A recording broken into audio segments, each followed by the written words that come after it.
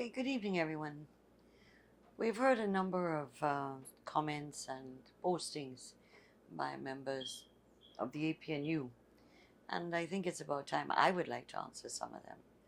First of all, the accusation by Kathy Hughes and others, including Mr. Ramjatam, that the Russians were attempting to hack into our electoral system. First of all, this is such a ludicrous and comical comment being made by them or accusation being made by them because our system is a manual system. People vote manually, not electronically in Guyana. The count in the polling station is done manually, not electronically. And the statements of poll are verified and tabulated manually. So there's no electronic system for Russians or anybody else to hack into. That's the first thing I want to comment on. The second one is much more serious, and that is that I don't think people realize how much we're moving towards a police state. The government has acquired a new surveillance equipment. You may have seen them posting the other day that they have armored vehicles, etc. But probably what is the dangerous one that we need to be aware of is the new surveillance system and how it is being used by the security forces of our country. We have had a number of cases where people have come to us and who have been searched afterwards. And so there was an incident yesterday where a gentleman called Gustav Arendat, who is a former US executive director of the IADB, who made a visit to Mr. Jagdeo, and afterwards, when he went back to his hotel, the police came and searched him, questioned him, and so this is the behavior of a police state. This is not what normal police work is at all. That anybody who has met with Mr. Jagdeo has to come under this level of surveillance. We also remember yesterday when the case was being heard, when the arguments were going on, and someone had taken video shots of snipers on the roof of Sharon Mall, not far from where the courts are. Again, these are other indications of a police state, of a government that is really desperate, one that has no popular support, and in which now they have to resort to these levels of scrutiny and threats. And so I think that we have to look at these few examples as one in which this is how we then come into a full-fledged police state. The other issue I wanted to quickly raise with you had to do with comments that are being made in the media and social media about what the APNU is calling the invasion of the GCOM Region 4 building. There was no such invasion. When the verification was going on, there was no large group of people in there, and all the persons there were authorized to be in there. When the attempt to put the spreadsheet on, then people got very loud and noisy. But there was no invasion of people not authorized to be in that building.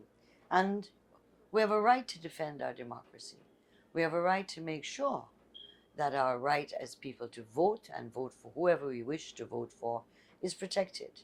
And so we have no apologies to the fact that when in the GCOM building on Region 4 GCOM building, that people got noisy. They were noisy because, one, there was an attempt to rig right in front of everybody's faces. Secondly, there was an attempt to use this spreadsheet as the official document instead of the statements of poll. And thirdly, there was the RO declaring the vote, the results of Region 4 without having gone through the verification process, without it being completed.